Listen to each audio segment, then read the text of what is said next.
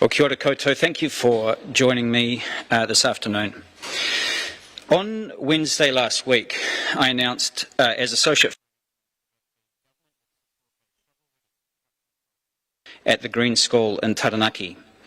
The decision that I made to support this project was an error of judgement for which I apologise.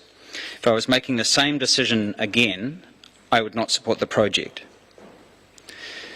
Over the last few days, I've read countless emails and seen people's comments on social media.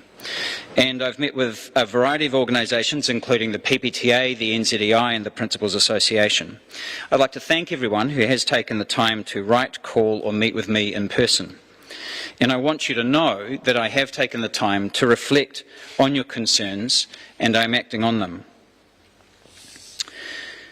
Becoming a minister means being willing to question your decisions in public and, if necessary, to correct them, and that's what I'm doing. But first I want to take a moment to provide some background as to how we got here. Over the past 3 months, this government has set aside $3 billion for infrastructure projects in order to help guide New Zealand through the economic fallout of the COVID-19 pandemic. Every dollar we have invested to create jobs. Jobs that provide people with a good day's pay, doing meaningful work, building a better future for New Zealand. One of the sectors most at risk as a result of the downturn is infrastructure and construction. So what we have done is to connect as many ready-to-work New Zealanders as possible with ready-to-be-filled jobs, and in so doing, help people to maintain the stability and security that a good job brings to their families. This also helps to boost local economies, because when more people are in work, more money is directed into the parts of the economy where most people earn their livelihood. Whether it's selling food in a cafe, running a local business, providing services to the community, or providing after-school care, these are the parts of the economy that are sustained when public investment is directed at getting people into work and earning money that they can then spend in their local communities.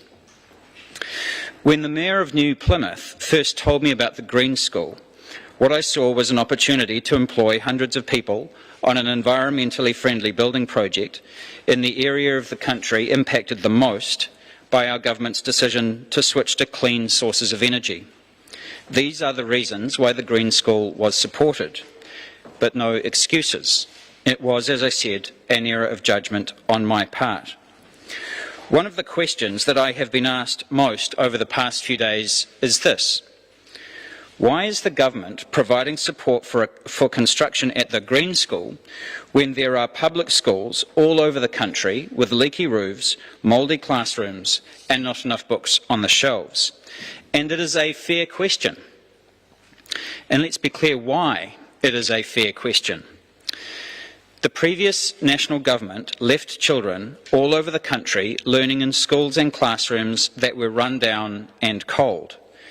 So if you work at or you send your children to a school that was systematically underfunded for the 9 years that National were in power, then yes, you are going to be angry, and rightfully so. Our government is investing close to $2 billion to upgrade our schools, deal with deferred maintenance and start building new schools. We are also helping schools to switch to clean, climate-friendly ways of keeping children warm and keeping the lights on. Every dollar of this investment is about ensuring that future generations of students and teachers get the schools that they deserve. But underlying much of the disappointment people have felt over the past few days is the simple fact that the money is not getting into communities fast enough.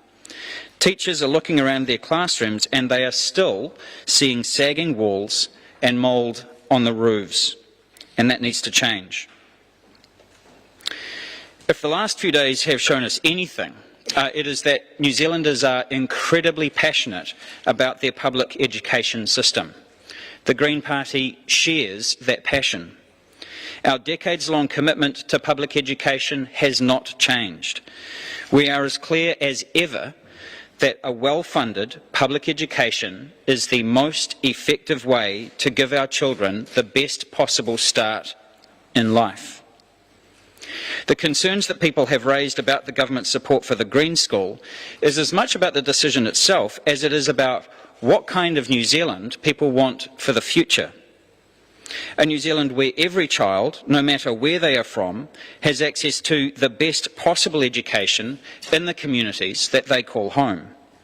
A New Zealand where public education harnesses the talents of all of our children. A New Zealand where public education is the route through which we address the vast inequalities that we see across the country. These are the issues that are at stake when we talk about education in New Zealand.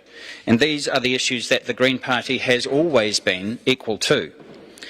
And at the end of the day, these issues are bigger than being seen to apologise or losing a 48-hour news cycle. Progress towards our better future demands tough choices. Not every one of those choices is going to be the right one. So again, I apologise. I apologise to parents, to teachers and to unions. I apologise to Green Party members who have been working tirelessly in their communities to make sure that the Greens are a part of the next government and have felt demoralised by this decision. I apologise to the schools in Taranaki who, quite rightfully, want the best for their children. And I want you to know, all of you, that I have listened to your concerns. My understanding is that the Green School has approached representatives of the Crown to find a solution. These discussions can take time, and whatever you think of the process, ministers cannot insert themselves into commercial negotiations. But I hope that everyone involved will take the time to reflect how strongly people feel about this and take those views into account in those discussions. My personal view is that the best way to do this would for the support for the Green School to come in the form of a loan rather than a grant, and that would ensure that the money is paid back in full.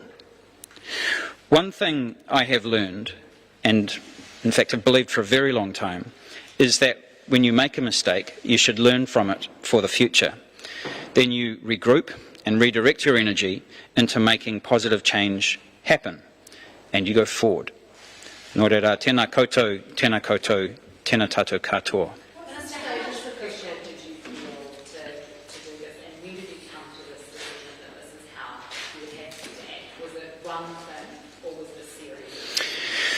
Well, it was very apparent very shortly after the announcement was made that there was a huge amount of public dissatisfaction with that decision. And so it was clear to me very early on that I had made an error of judgment.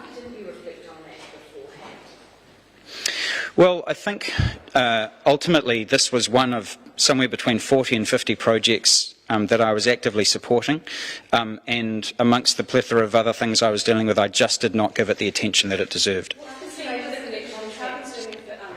connections between the Green School and this couple who believe that COVID is manufactured, that use the school as to host crystal plantings. I think that we should leave the parents out of it.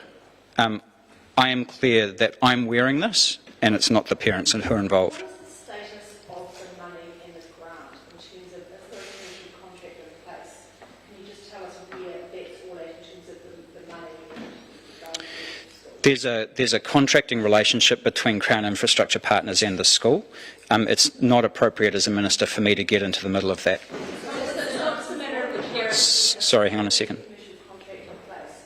What are the chances then of being able to actually change it, especially as a significant, that's a significant implication?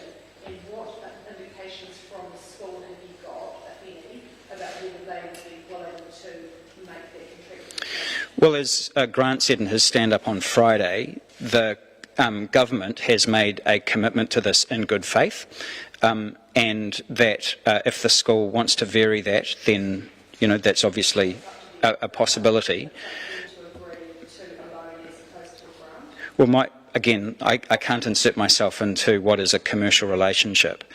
The school themselves, of course, has been very badly affected by this and want to find a way through. But it's not a matter of the parents, and I want to kind of disperse the name of the parents, but the school itself was being used as a location for Lionsgate abundance and manifestation 018 Like I said, I'm not going to get dragged into, stories about the parents. It's about the location, it's about what the school is being. No, that's your story is about what the parents are doing as part of the school community, and I'm not going to drag them into that. I'm sorry.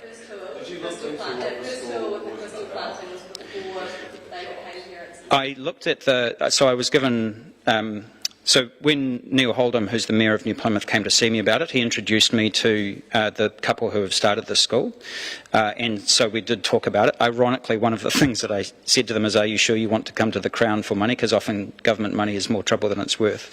But they were clear at that point that the project would not proceed, and the Mayor was quite keen for it to proceed.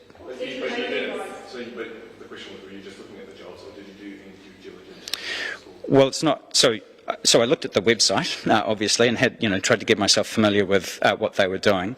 But ultimately, due diligence is a process that's not undertaken by ministers' offices. That is undertaken by the agencies of the Crown, such as Crown Infrastructure Partners. Looking at the website, no alarm bells, right? Well, again, like I said, there were a lot of projects that I was supporting, including, cycleways, busways, hydrogen refuelling network. It was not something that I spent sufficient time on. What was the Treasury advice and did they back the business case at this grant? No, I think on this, so the advice around all of the projects was mixed between the different agencies that we got. On this one, the initial assessment from the Infrastructure Reference Group, I think, gave it something like a 4.2 or 4.3 out of 5, so it was quite highly rated in terms of its. No, Treasury went in another direction on this project. Yeah, so can you explain what the Treasury advice was and how much that was predicated on international students and obviously the situation with the border, or did they have other concerns about it? I don't have the Treasury advice, I'm sorry. So they money back, do you try to get the $11.7 million back from the school? Like I said, it's now a contracting relationship between the school and the Crown, which ministers can't interfere with. And as Grant said, the Crown did make this decision based on a series of other criteria, and the Crown isn't about to walk away from that commitment. I did. Well, I certainly talked to them about whether they wanted to, and I checked with Crown Infrastructure Partners about whether that was even possible. But ultimately, the government. I looked into the possibility, and ultimately the decision was that the Crown had made this in good faith, and that we would continue in good faith. Well, it's no secret. I mean, I guess the evidence of that will be on election day, but and it's no secret that we are sort of hovering at around the 5% threshold. So it is a risk, and I understand that. Ultimately, we know that we've got to get out and make the case for why the Greens need to be part of the next Parliament and a good partner to Labour in the next government. As I said in my opening comments, yes. When you apologise to the party when you made that statement, what kind of feedback, what volume of feedback have you had from them about this decision? And would you be making this sort of back like if we were at a different point in the election cycle? Well, I think the election cycle has certainly exacerbated the issue, right? But ultimately, like I said, actually there was a policy that I contravened because I simply didn't think to look at it, because I was looking at it through the lens of it being a construction project. And so that was the call that I had with Green Party members on Friday night, where I sort of talked through that. I think in either case, it would still have been an error of judgment, right, for two reasons, one of which was that there was actually clear party policy. But the other of which, of course, is that, in my view, that the decision was insensitive given where most of our public schools are actually at in terms of their own cycle. What about that volume of feedback from the party members? Well, it's been high. Did you Yeah. seek counsel from your caucus colleagues? Sorry? Did you seek counsel from any of your caucus colleagues before you decided to back this? The nature of it is that it was a budget confidential decision, so it can't be shared beyond ministers' offices. So it was not, I need to be clear about that, it was not a caucus decision. So we had a conversation as a caucus very early on in the process where we said, okay, the government has decided to deploy this $3 billion in infrastructure. We had some concerns based on our experience of the $8 billion Upgrade New Zealand package that was launched in late January about the direction of travel. And so we put together an exclusions list that included things like, motorways and, a whole series of other things that we thought would lock in a really high emission future. I did not think to include at that point a wider kind of Green Party policy analysis, right? So that was, in a process sense, that was where my error was at that point in the process. And I think it was because, to some extent, my experience was shaped by a concern that we could end up, particularly with a shovel-ready analysis, with high carbon intensive projects that had been started years before under the national government, which we wouldn't necessarily want to see, but which would end up getting, proceeding because their need was to stimulate the economy in very short order. So that was the lens that I looked at it through, rather than kind of through this kind of, wider lens of other public policy.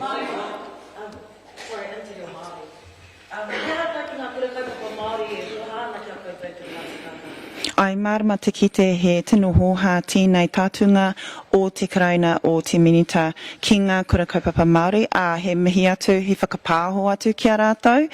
Marama te kite kei te he tēnei whakataunga. Nō reira ka tai mai ki tēnei rā ki te tuku atu te whakapāho atu kia rātou ki ngā kura hapuri katoa. Ki te whakakaha I te tautoko o ngā kākariki mō ngā kura hapori, ngā kura Māori hoki.